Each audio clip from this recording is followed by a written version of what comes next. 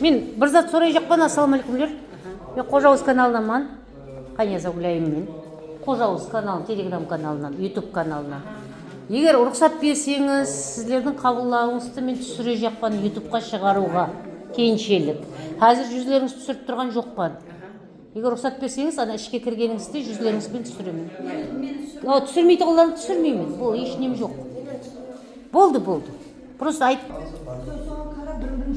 Sadece fakat toku midrap geldi. Gesel saklama sistemasi geldi.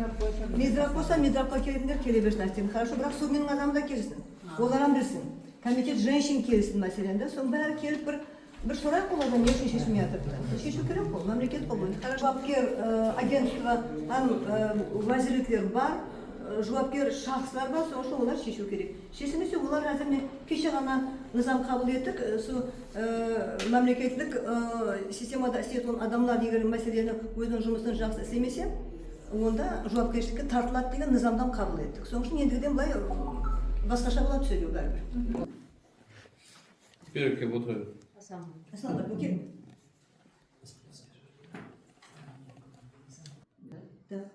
Почкасын алдырып тастадық. Тума не екен? Нарожден аномалия.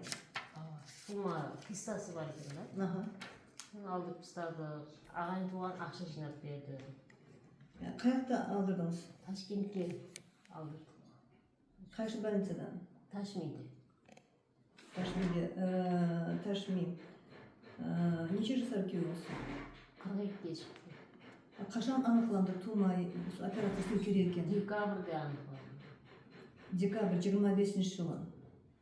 Ал енді ордер берді ме? Ордер берді, поликлиника берді. Ордер берсе неге сонда пұл төледіңіз бе? Ордердің үстіне өзіне қан аз екен, қан жеп қойғанда не? Ағайын туған әңгімесі 5 миллион кім 3 миллион ақша жинап берді. Біздер қосымша неден қарыз болып қалдық, аптекілерден, нелерден. Операцияға дейін бе? Операцияда уақытында да, операция уақытында. Ордермен жатқаннан кейін қосымша қол салынды да оған. Емдеуханада жоқ дәрілерін. Жоқ дәрілерін, қан құйды, қанымыз жоқ еді. Аз екен. Екі жағында да киста бар да, почкасында. Біреуін алдырды. Біреуін алдырды, біреуі енді насаз болып кетті. Оны емлену үшін қосымша не керек еді? Неше сом төледіңіз ұлыма бәрін қосқанда, әмесін соң? Бәлтадан кіріп шыққанша өзіңіз төлегеніңіз? Бізде 20 миллиондай ақша төледік. 20 миллион төледіңіз, 20 миллион. Енді операцияның көлемі неше сом деп айтты, примерно. Енді бесплатно істесе де, бірақ оның бағасы бар да бәрібір? Бағасы $5,000 деді. $5,000 деді ме? Соны төлем деп айтып сұрады ма сіздерден? Айтқанменен бере алмадық, бізде оны ақша тауып бере алмадық. 1 миллион сом пұл бердік, врачқа қолың ауырмасын деп болған. Бірақ $5,000 сұрады? Сұрады ғой. Так, смогли 1 миллион дать. 16-шы больница ма? Ташми. Ташми больница. Янга Ташми ма? Таза Ташми ма? Таза ма, гонен бі? Врачтың аты? Врачтың аты фамилиясын мен білмеймін, қайнаған барды қасында. Енді сіз келгеннен кейін бәрібір мен соны сұраймын да, врачтың аты кім деп, себебі мен бұны айтсам олар өтірік дейді. Bir тиын алмадық дейді маған әзір. Енді ол қолың ауырмасын деп 1 миллион берген да кейін. Енді 1 миллион айтпай-ақ қойын хорошо. Бірақ 20 миллион төледіңіз дәрісіне бәрісіне да. Мәселен $5,000 сұрады. Бұл енді факт. Соны бермегеннен кейін олар бәрібір басқаша бәрі алады соны. Дәрдейді, пәрдейді. Сол пұл бәрі алады да, честно говоря. Айтайын дегенім бәрібір. Енді хорошо. Енді қазір тағы емлену керек та? Емлену керек, дальше емленбесе диализге отырып қалады деді. Енді азыр емленіп баруымыз керек, әр 5 күннен емленіп тұрмыз. Қаяқта емленіп тұрса әр 5 күннен? Урологияда жаттығым еді, жата алмадық, жатқыза алмай жатырмын, бірақ үйде бірақ қолдайсын алып беріп отырмын. Өзімізде ма? Өзімізде жата алмай жатырсыз ба? Өзімізде жатқанда андайда мен қарай жетім жетпейді.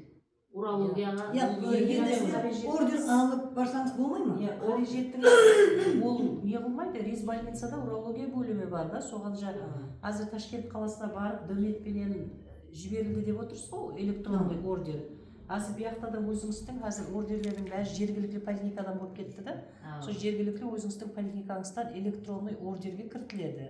сол дмет системасы арқылы барып сол жақтан респансаға берілмейді екен бұл. аха Не үшін Тек бермейді? городскойға беріледі екен, респансаға бәрі төлеміне деді 220 мыңнан. яғни егер де сіз неменен баратын болсаңыз төлемлі болмайды ол. Бір минут тоқта, Гаухар, бұларға Ташкентке бұларға не? берілген Осы поликлиникада демет система бар. Бар. Har больной келгенде мен оны Навайда тексеріп келдім бәрі. Har больной келгенде деметқа бәрі кіргізіледі. Бүгін 20 міне нешінші күн 25 апрель күні мына больной келді. Направление мына жаққа деп жазылады. Егер бұның состояние тяжелый.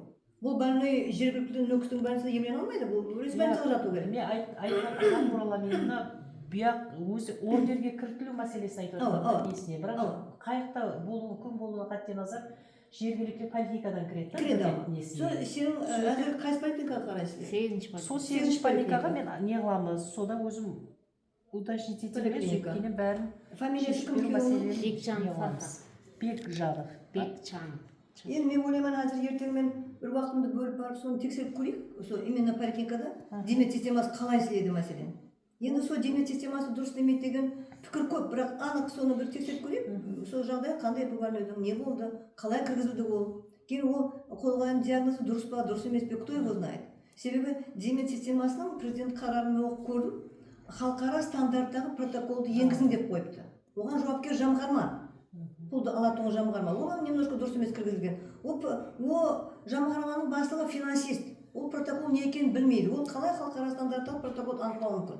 Это невозможно за. Демек сол ненің президенттің қарарын таярлағанда кім таярлады? Минздрав таярлады ғой.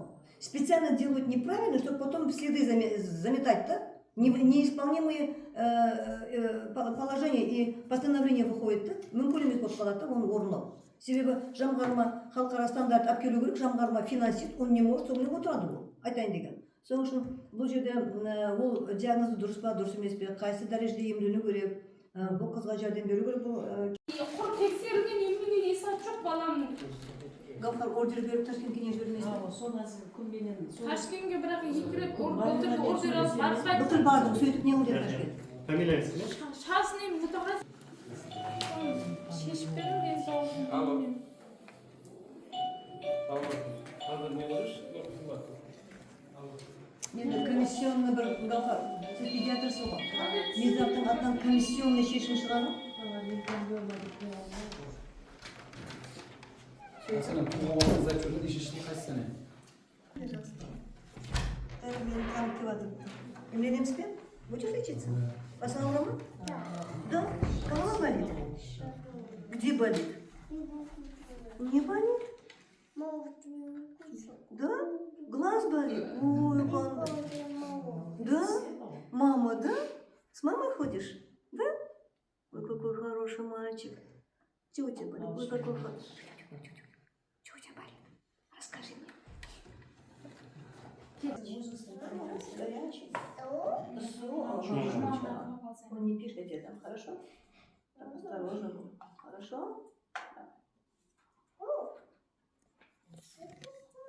баланстың фамилиясы. Аптек қой бұжасы, бұл садикқа бір жаққа бершеш, может, неғылып табиғат берсін бала. Мен көрдім, Сарик отказ етті ғой, ана нервында тәсір бар дейді. Ешқандай тәсір жоқ, нормально бала активный, дети активный бывают. Надиза. 40 жас әзір босанған. Сен қандай мұражат? Қояншақ болып болды да, өпесі. Бұлар жеңгемім, ажағымым жұмыссыз еді. Енді туылған уақытында және палуан сүйегі сынды деп айтып жатыр да бөпенің не. Бұласы енді бұлар бөпені Ташкентке апарып көрсеткісі келіп тұрыпты. Адамдардан сұрастырып көргенде Ташкентте операция қылынады бұл зат деп айтқанда. Қайсына? Бөпеге. Аузына. Таңдайына. Кешіресіздер Жүргенші больница. Күлсара. Мына главный педиатр. Қалпақтан бойынша әне балаға жауап береді.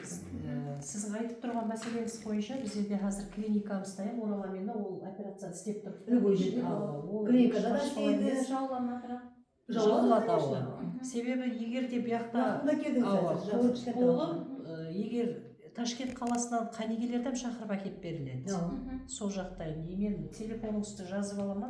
Әзір мына мединституттың клиникасына барасыз.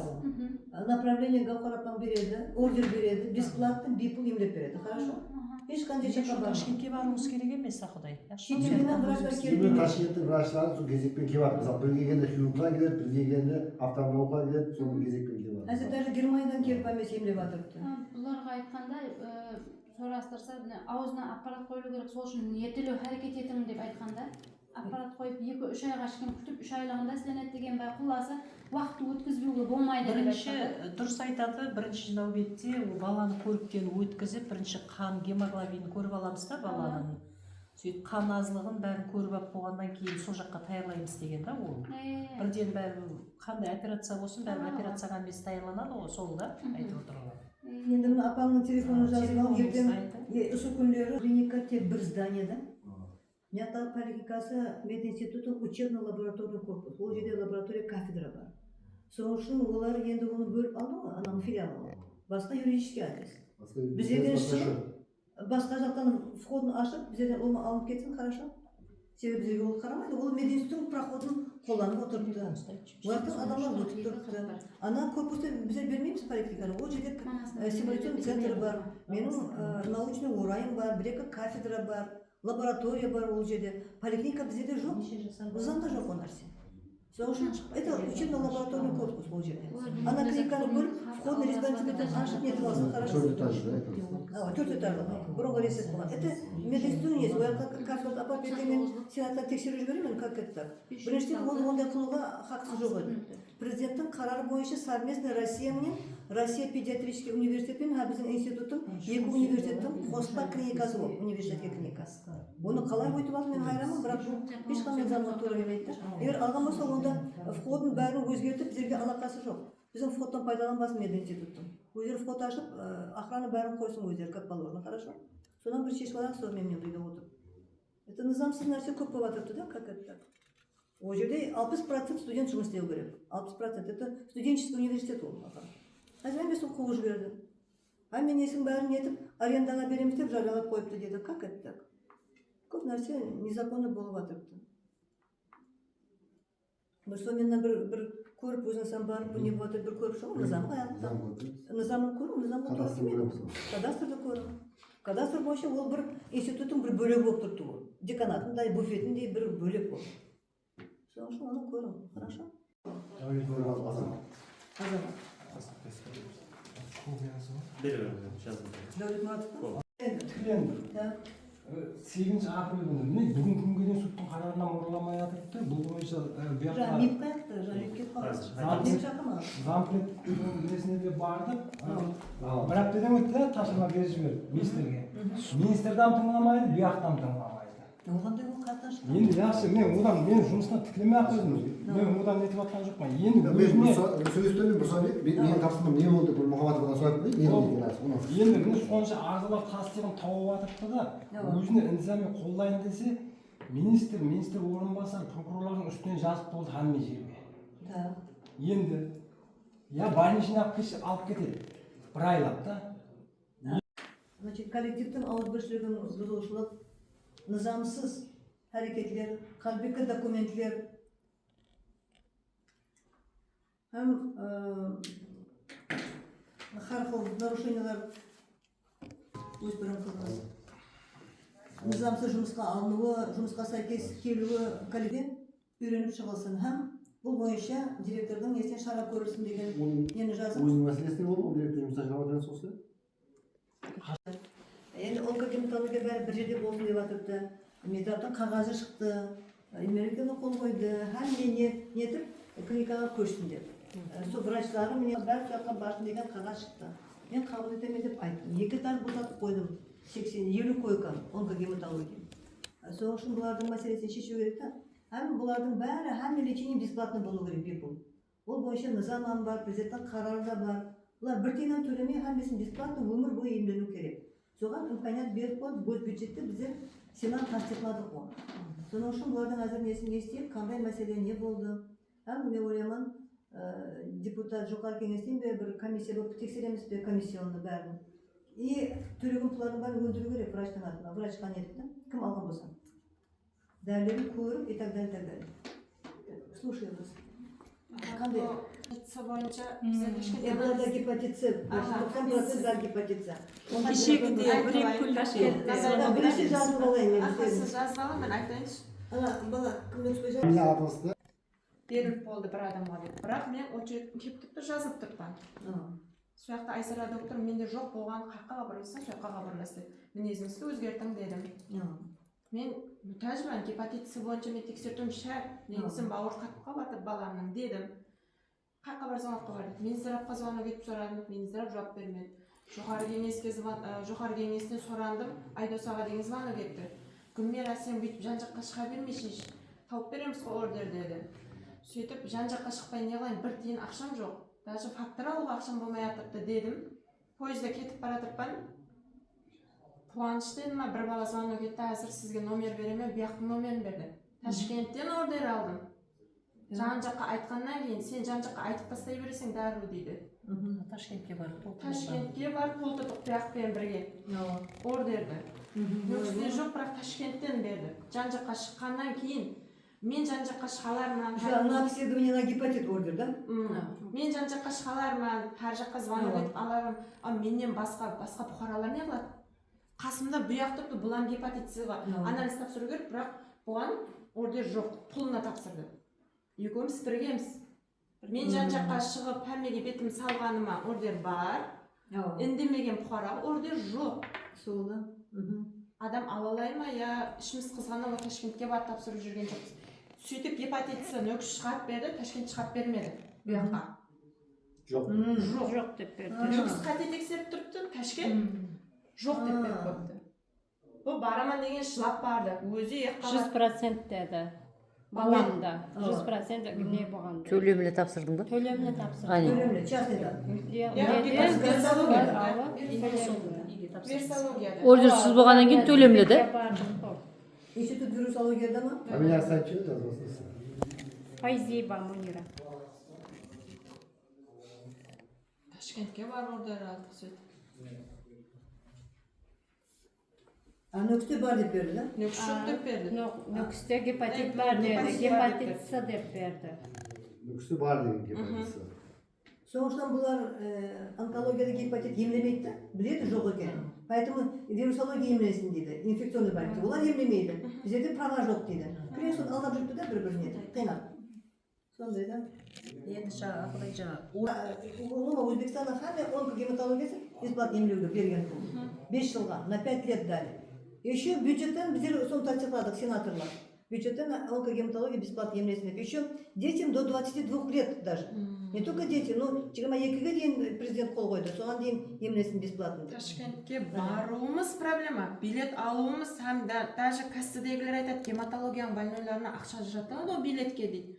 Ол жағын біздер түсінбеймізден 50% шегірме бересіз бе десе ол жоқ. Касса обратно төлеп беру керек сілерге деп. Оны үлкен қатеремен аламыз, билеттің өзін. Ордер мияқтасы. Проживание бар одан кейін, уход бар за ребенком. Сопровождениеге билетке пұл төлемейді. Ұрысып тұрып аламыз оны. Сол бойынша, соны төлеу бойынша положение бар ма екен? Әмме жағдай қылып, не, ваучер ма, не аласыз деді? Пойызға 50% скидка һәм бәрібір оны ала алмаймыз да біздерден. Қайдан алу керек екен оны? Үндемей барса берілмейді. Кітте сол жерде кассада кітте шалқым шығарылса, қаттылау сөйленсе, сол кезде мен беріледі. Мен кеше алдым, бір ай алдыңға алдым да. Адам барса ештеңе оралмайды да? Кінішкілерін беріп тұрды, кінішкіні обратно қайтар. Тек балаңыз өте алады. Бала қарайтын адам біздер пенсия ашу ғой. Бекбайдың көтерген вопросы да сопровождающий төленбейді дейді. Қалай ол? Ал яқ, майыптылықтың сопровождающийіне Anası ömründe son bu akşam ana invalid balanın teyini kartaydı. Sonra şimdi gece götürdüm. Sevedim 18'de çıkkandan keyin onu ömründe sanitar komisyası var. Aslında tazlamaydı, anası tazlaydı bu dıtsıpışan balanın tarafından da. Dedi koyku beslattan özüne değil. Ana pul төлейді анасына дейді. Ана себебі о кім тастайды аслында? Оған санитар медсестра сол палатаға ажыратылған. Өмірде тазаламайды оны. Қарамайды олар. Жут деген клиника, сен Жут деген Америкада, мен өзім соның ағзасымын. Һәм Өзбекстанға бесплатно лечение беріп қойды. Бұлардың бәрі тройной финансовый, бәрі қайқа кетіп жатыр, мен түсінбедім. Мен түсінбедім вообще, конечно. Қызықлы зат мендегі фактор бойынша. Так, не сіздесті мен оған. Тамара. Балам Ережепов Аллая Никозда 2011 жылы. Неше жасар бала? 14, 15. 15 15 лет, лейкоз. бірақ азыр химиялар құдайға шүкір тауыстық, бірақ гепатит С-ға емдетіп жатырмыз да. Бар ма гепатит С? Мұршылар Ташкенттен алып алып көрмедіңіз? Жоқ, біздер бар ғой, емленіп жатырмыз ғой қайта-қайта. Ташкентке барып жатырмыз ғой. Ташкенттен алып алып ма? Сояқта перепискаға түсіп, анықталатып, фиброз деп шығарып берді. Кейін бірталай дәрі жазып берді. Енді бұл жақта келіп сатып алдық ол дәрілерді. Емдетіп болдық. Кейін бір жылдан кейін барсақ, елі бұйыр жақсы деп берді гематония. Инфекцион еді. Ұлыма жоқ уже сілерде. Фиброз жоқ депті. Кейін Ташкентке қайттан барсақ, баяғы фиброз сол тұрсында тұрыпты деді. Еш емленгеніміздің пайдасы тиіп жатқан жоқ деді. Және бірталай дәрі алып жатырмыз да енді. Сол дәрі өзім квартирада тұрамын. Баламның ауруы себебінде біздер папасымен бірге жасай алмаймыз бұндан бұяғына да. Балам енді стресске түсіп, сол жағдайға келіп отырмыз. Енді мен ойлаймын, біріншіден сіздердің балаларыңыздың әммесіне бір достоверный диагноз керек. Анық диагноз керек. Мүмкін неправильно лечит. Я почему-то думаю, что вообще неправильно их лечит на самом деле. Кейін бұлардың бәрін бесплатно болса, бесплатный шығарып, бесплатно емес болса, анық әр қайсына бір документ алу керек. Сен балам мынандай, диагноз мынандай, мына дәрі бәрі бесплатно, гарантированно, бір жыл давамында емдейміз. Мынау не бесплатно деп бәрін біреу жазып беру керек та, мен ойлаймын. Документ керек сондай какой-то. Менің қағаздарым біздер сенатта документке қарасақ, оған қарасақ, әмесі бесплатный.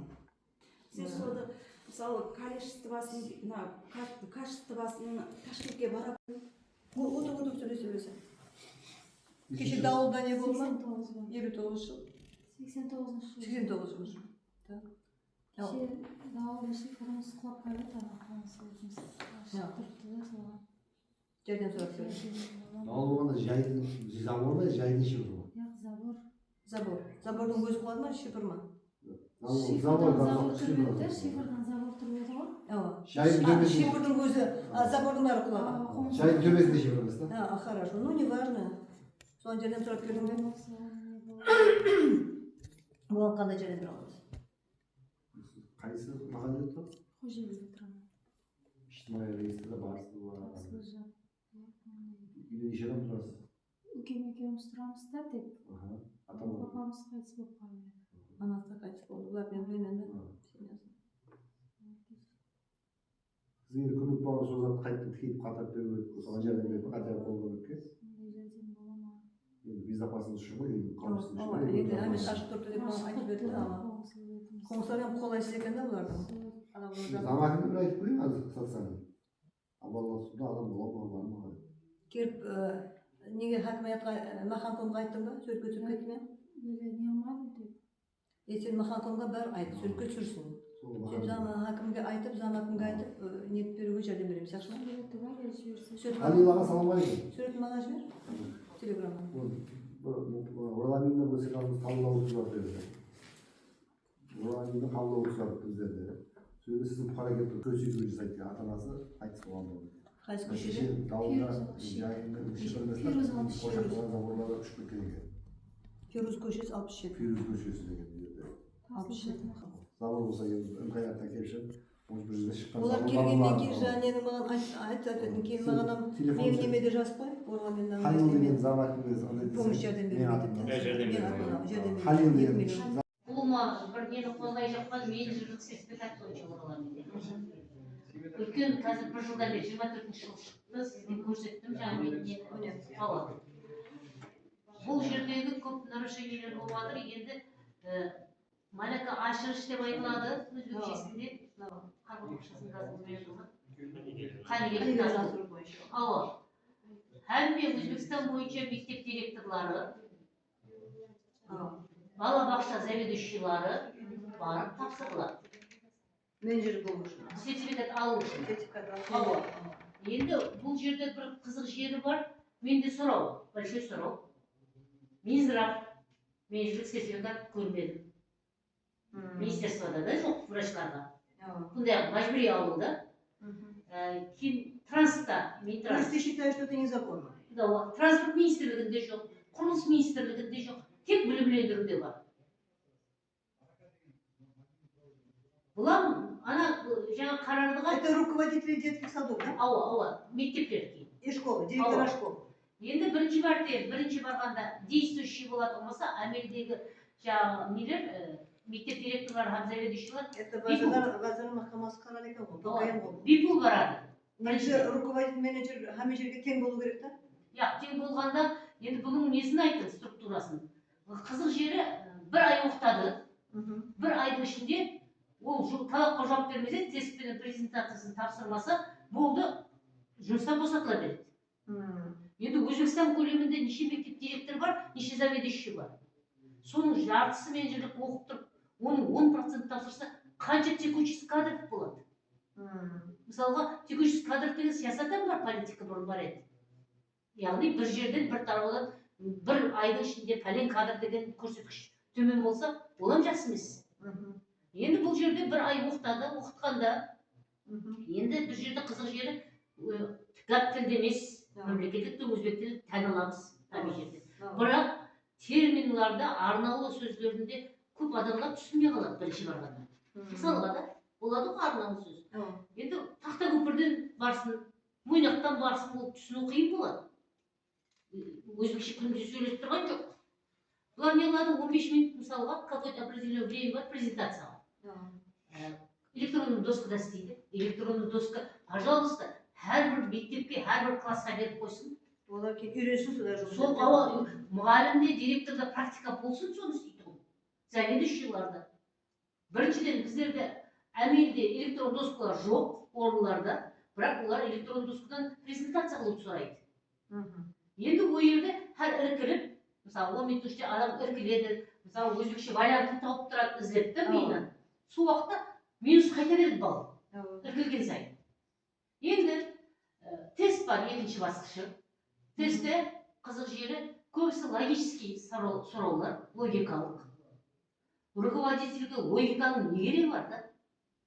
Что где когда емес, ол викторина емес мысалға баратын. Ол конкретный данный, мысалы конкретный бір нелерге құжетліге текрарланған сұраулар болу керек деп ойлаймын. Мысалы президент қарарлары болсын, кабинет қарарлары, өзіне тиісті құжетлер болсын, сол білімлендіруге де. Сен не қылар едің, сен мынандай қылар едің деген. Но кто-нибудь жалобу делает на бойынша? Ешкім айта алмайды. Себебі өздері істеп отырған әмелдегі директорлар енді апелляция беріліп жатыр, қызық жері. Апелляция бірден біреуі я қаралды, я қаралмады деп жоқ. Жоқ жазбайды. Соны бір специалист келіп айтсына, бізден операция беріп едік деп, мына онкогематология қызлар деп. Енді ораламен оны біреуге барып сіз айта алмайсыз, потому что әмме өзінің орнынан қорқады, әмме отырған лауазымынан кетіп қаламан деп. Кейін екінші талабаны тапсырып бастаса, әмелдегілер тапсырып болып басқыштан өтпей бастаса, бір минимальныйдан бастап, егер экстраны тапсыратын болса, 6 миллионға, 9 миллионға ма дейін төлейді. Мынаны юристқа көрсетіп, бір Ташкентте бір мынау заңсыз нәрсе болды қарағанда. Бұл қызық жері. Бұл бойынша менеджер деген руководитель емес менеджер бесіп қалады. Енді қара, сол мәлеге кәсіпті асыру, қалегелікті асыру жер какой-то өзінше институт бөлікті. Бұл білімлендіруге қарасының емес. Енді қызық жері білімлендіру өзінің кадрларын алады. Арустан алады, собеседование сәубеттен алады. Олар өздерінің критерийіне жауап береді деп алады. Вдруг бір ай ішінде оқып олар жауап бермейтін болып қалады. Сонда қай жерде кемшілік барды? Сол кадрларды алған білімлендіруде емес системасында, я мына кәсіптік Значит, это надо изучить надо в первую очередь. Қандай болып жатыр, неше процент өтіп жатыр, неше өтіп жатыр, енді изучить надо. оқытып жүрген мұғалімдердің өздеріне бір сол тесттерін алып көрейікші. Олар қаншада неде ол балды оны берген хақымыз жоқ қой, бірақ қазір мынау қалай істеп жатыр, бұл қашан шыққан? 2024-те шыққан, уже почти 2 жыл болған. 2 жылда неше адам өтті, жағдайы қандай деп бір сұрап көру керек екен, изучить надо. Енді тағы рейтинг успеваемости, коэффициент успеваемости. Олар бір ай оқытып, 10 адам, 200 адамнан 10 адам өтсе мысалға да, сонда қалай не оқытқан деп есептаймыз. Егер олар бір айлық программаны освоить етпесе, онда, значит, оқуды 4 айлық не 6 айлық қылу керек. Но нәтижеде 10% болып жатыр па өткендері? Онда да мас. Ну, эти данные есть где-то, да? Интернетте бар, анада интернетте прям шауқым болды, что 120-дан 12 адам өткен. По-моему, алжаспасам бар, ол ютубта шығып жүрді. Соны маған жіберші, значит, тауып аламын. Само обучение неправильное. Мәселе қою керек. Бұны этирады бір не үйрену керек, хорошо. Кейін бұл жерде тіл таулау несі бар тағы. Енді қызық жері мен тағы көтере беретін бұл Ну, национализм карабас емес. язык игнорируется бәрібір. Иә, бұл жерде орыс тілін таңдауы бар. Бар, дұрыс. Бірақ оқытқаны орыс тілінде болса, орыс Иә, тілін таңдауы соны айтып жатырмын. Оқытқаны өзбекше. Бір айдауында өзбекше оқытады. Русский группа деген жоқ, отдельный поток. Ну, тесты на русском можно давать. Бірақ сен орысша тапсырасың дейді. Қалай бұл? Ол бір айдауында өзбекше үйренеді бәрі заттарын. Қалайынша ол орысша үйреніп шығады кейін. Можно на русском или на узбекском, да, можно? Деп қойыпты. Да. Бірақ мына жерде кейін мен орысша вариантын таба алмадым. Мына қарардың өзбекше варианты бар. Енді қарақалпақ тілінде таңдау құқығынан берілу керек деп ойлаймын. Себебі бәрібір бір ай адам тілді освоить ете алмайды бір айдың ішінде. Хорошо. Неше детский сад бар, неше мектеп бар, көріп шығу керек. Кейін тағы бір мен ұсынысым, мен уже сол мен дайын көтерген мен ұсынысты. Біздерде өздері қанегелікті асыру бар өзімізде республикада. Неге зональный қылып біздер бетке қарап өткермейді? Неге бәріміз Ташкентке бара береміз? Неге емес предложение қылу керек та соларды. Мына Енді почаспырсаны предложение жаздыртайық. Сонымен бұл шешілетін мәселе. Ұсыныс етіп жатырмын. Хорезм, Науаи, Бұхара жақын аймақтар біздерге. Ал біздерге де келсін, біздерге бюджетімізге пұл төлесін талабан болып та бюджетке ақша түссін Қарақалпақстанның ішіне де. Деп мына мәселелер көтергені менеджмент бойынша. Менеджмент деген бұл руководитель деген да. Потому что тек образование мына қарардың нызамы білім шығу керек та на самом деле. Потому что менеджер деген главврач менеджер, ректор менеджер. Мәселен да не только мұны неге тек бір системаны алынады да. Любой руководитель это менеджер. Хакимар менеджер, если на то пошло. Потому что бұл жерде бұл не үшін бұл тек бір отырысқа тиісті менеджмент хақындағы қарар ол හැම нәрсеге тең болу керек та біріншіден. Сертификат бойынша Енді әзір мына здравоохранениеға врачтарға сертификат беретін көптер оны шығарып жатырмыз, заң болып қойылады. Бұл бойынша көп біріншіден үш мәрте қайтардық. Енді мынаны бұл жерде біріншіден бұл жерде обучение бір ай деп өтеді. Бір айда әзір мына неге қарағанда интернетте бар дейді. 120 адам оқыса тек 8 адам, 10 адам өтіп жатырған, 12 адам. Демек 90% өтпейді да. 95%. Егер оқу процесінің 90% өтпесе, біздің система образованияда низам бар. 90% өтпесе, значит, учебный курс неправильный деген. Методикасы неправильный, өзінің организациясы неправильный. Демек, бұны бәрін надо изучить, сол үшін сіздер бұны Қарақалпақстан бойынша неше детский сад нелері, неше үйрену, неше жығылды үйрену. Сол бойынша Қарақалпақстанға, тем более бұлар Қарақалпақ тілінде оқиды деп, Қарақалпақстанға отдельно сол орайға мына повышение квалификация РИУФ бар. РИУФқа соны бердіруге, соны бір ұсыныс қылып, біздерге өзімізге берім. Һәм курс 3 ай болсын. Біздерге өзімізге сол ол институтта мұраулану керек, мабылақ болу керек. Һәм презентацияға береді екен 15 минут. Ол 15 минут ол электронды доска береді екен, ол өмірді көрмеген доскасы. Это ущемление прав преподавателей получается. Сол үшін бұның бәрін ты на бумаге напиши мне все это, ладно? Қағазға жазып, комиссияны қарап шығу, біздерге тура келмейді, Қарақалпақ Республикасы, это республика бәрі. У нас есть свой центр, который может проводить это все. Біздерге құқын беріңдер, талап етіңдер, хорошо, сонымен. И я возьму на контроль тоже этот вопрос, вместе с Министерством образования. Азер Кабулова, а такими да, Каримовна. Сонымен бірге көп шығамыз бұны. Вместо Хилова Мару сейчас другая же, да? Көріп, хат жазып, я, например, я поддерживаю это. Жоғарғы кеңес депутаттарынан шақырып, солардан не алым, пікірін алым. Жоғарғы кеңес депутаттары считают, что это правомерный наш вопрос. Қарақалпақстанға тиесілі мәселе деп, екі жақтан болсын. Оралайын тағы бір жері бар, кеше замминистр Бахиев просвещение айтып өзі жүз дұрысымен айтты. Мен ұсыныс бердім оған, ол ұсынысты поддержать етті. Мысалға дейді, мұғалім. Бұларда критерий директор заведующий болу үшін 3 жыл руководящий ден істеу керек, я методист, я зам директор болып та, критерий бар. Профессиональный несінде, таңдауында. Бір воспитатель өтеді, сертификат алады, мені келіп заведующий қылып қой дейді. Ал бұлардың критериясы бар, 3 жыл, хотя бы методист. Анане мынаған тура келмейді бір-біріне. Мына жерде болған критерий, өткенде сертификаты бар менеджер болады ол. Ананенің несіне тура келмейді, сәйкес. Білімдендіру критерий несіне, талаптарға тура келмейді. Кейін білімдендіру системасы олар таңлап арқостан өткеннен кейін, оны бұлар нетуге қандай ақсалар, бір-біріне тура келмейді депті да. қайшы келіп тұрды. Соның үшін соның бәрін есепатқа алып, біреусен өзгеріс кіргізіп ұсынамыз деп перечень надо написать, и плюс для Каракалпаки отдельно пусть дадут. Хорошо? Соны бір мәселе қылып қояйын. На государственном уровне это. И пусть депутаты тоже рассмотрят. Ну, надо изучить, наверное. Депутатское изучение клон. Первое, изучить депутатское расследование. Депутатское расследование, плюс сомен анализ косып, бір комиссия болып расследование қылсын, расследование низамшылығын. Второе, выделить отдельно, отделить для РК.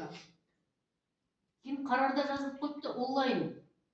Жаңа баласы кішкентай балаларға онлайн несем бар. Это оқу обучение. Болса кейін оқысын. Нет, на деле жоқ. На деле. Ну, надо посмотреть. Я онлайн против, потому что онлайн оқу бумаги. Мына қарарда кіргізіп қойыпты. Ну, это не... Она вообще считает, что это незаконно какой-то. Какой-то левый документ. Но на все шару асылып кетті почему-то. С Минобразования и Аргоспи, но Карамагарский трудом при подготовке кадров противоречит друг другу.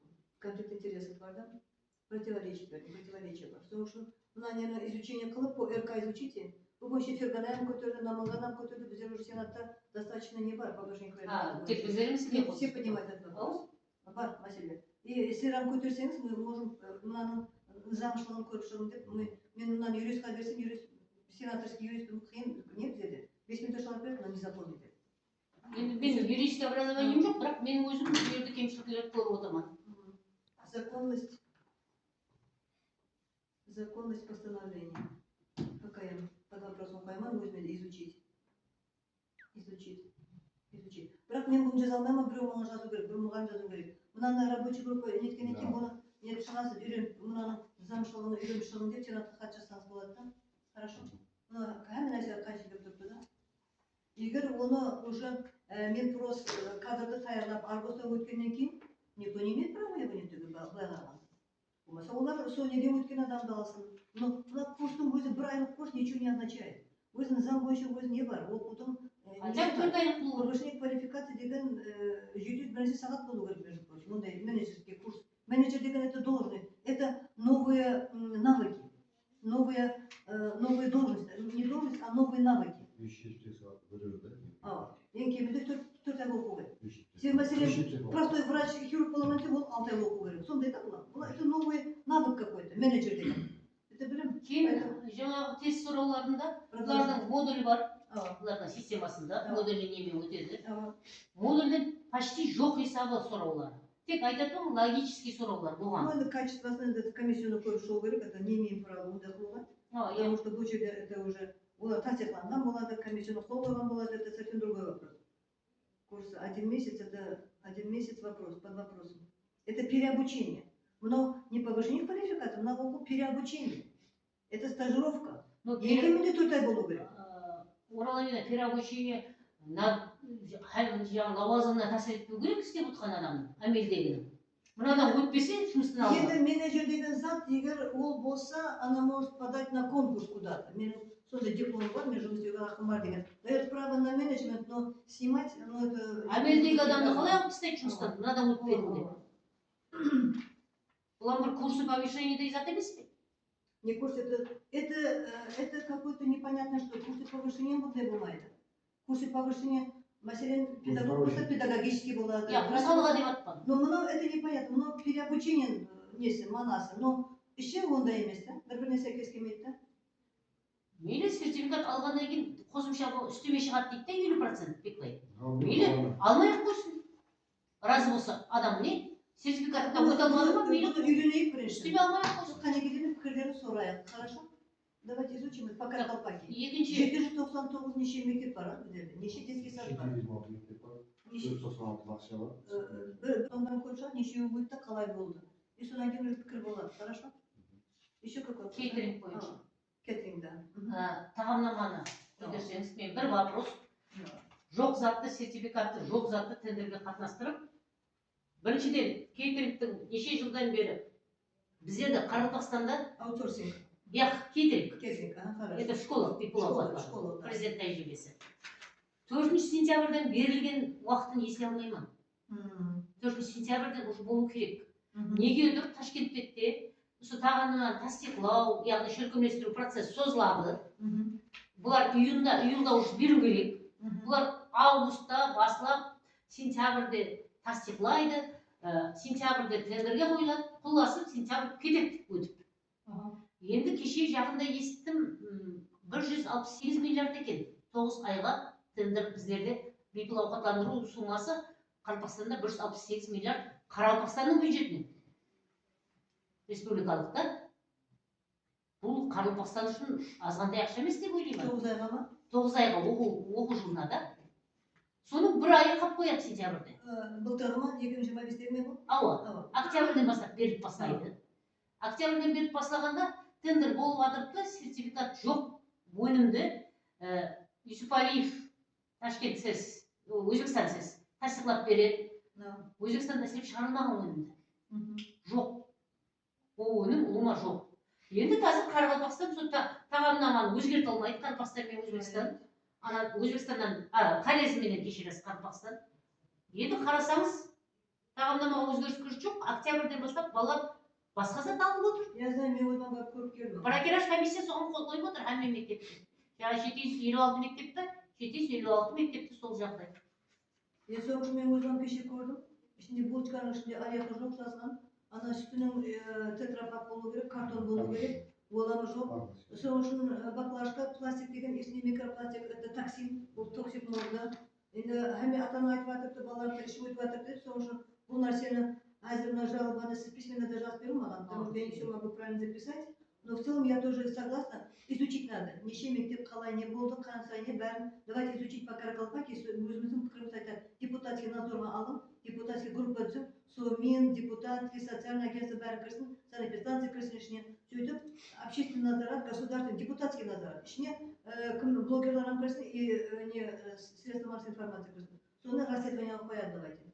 Кем біреумен ұсынысын тағы 168 миллиардты тіккеле баланың өзіне барып. Не, ұсыныс басқа, оның это будем изучать, но пока надо изучить, в чем это, ұсыныс бола береді. Оны мектепке берсін деп айтылды, неше мәрте мен өзім айттым, но это не выполняется. Это кому-то сейчас нужно это все. Депутатское расследование. Конкретно, как это выполняется, вот невыполнимые вещи. Ну, оны қалай не етеді, мен бір нәрсені көрдім, а на самом деле не болып жатырды и так далее. Кейін әр неге, әр қайсыне не ұтып кеткен, вообще қалай оны ұтқан, сондай неменен, неисполнимый менюменен былай қарағанда. Соның үшін енді 9 ай күтпей соны сразу айту керек еді мына нәрсені. Бәрі демеп отырыпты. Мен сол былтыр ноябрьден бері көтеріп жүрмін, жоқ зат деп. Болады, это надо изучить. Үшіншісі өзімнің жеке өзімдікі инсулин ораламен. Мен қазір инсулинді вынуждена аптектен, енді айта алмаймын қайсы аптеке екенін сатып алып отырмын. Бейпіл беріледі ғой. Почему? Потому что біздерде сонымен қайып жазып қойыппан, жетеді, или жауап жоқ. Инсулин біздерге келеді лантуспенен, екіншісі басулин ба? Басулин.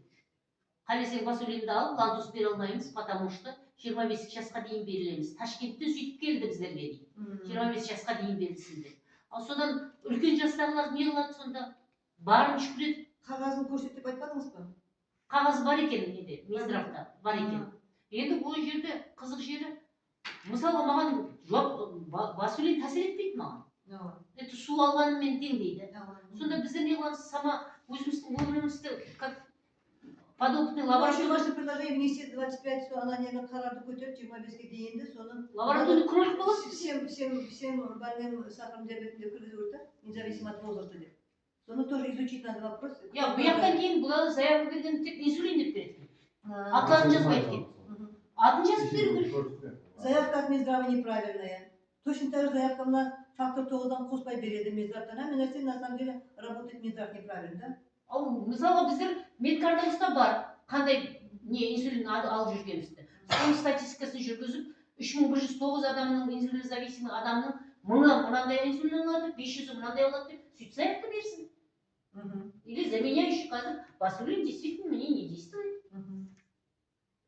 Бесплатно басулин, да? Енді барын бере береді. Барын аламыз. Кумадор аламыз. Не действует, да. Да, который не действует. Онда не дәрін бермей ақ қойсын, өзімізбен өзіміз өле берейік. Оны действовать, прошу вот это все пересмотреть, так хорошо? И желательно, чтобы несколько человек подписали, было бы хорошо. Басханелером Башила, создайте группу женщин больных с сахарным диабетом, которые должны получать. Группа вместе рассматривайте, вместе надо ходить, да? Она не Караганда біздер неше күнде сол социальный агентствоға да айтып 40 миллионға дейін әр больнинаға 40 миллион шығарып бердік қазір. Енді біздерде о адамдар қош құрсын деген жер бар біздерде мұсылман. Ең жақсы сөз бар. Неше мұсылман? Ташкентте мұсылман тоже. Они все Иә, қош құрсын дейді біздерде, біз бір-бірін танимыз қазір. Көзге шықсақ әйтеуір бір танысты көреміз. Содан кейін қош құрсын дейді. не хотят. Ала, Солнышком солдай, да? сол үш вопрос еді. Хорошо. Бұл да Я услышала, все записала, мне говорит, кіргізейік, назвал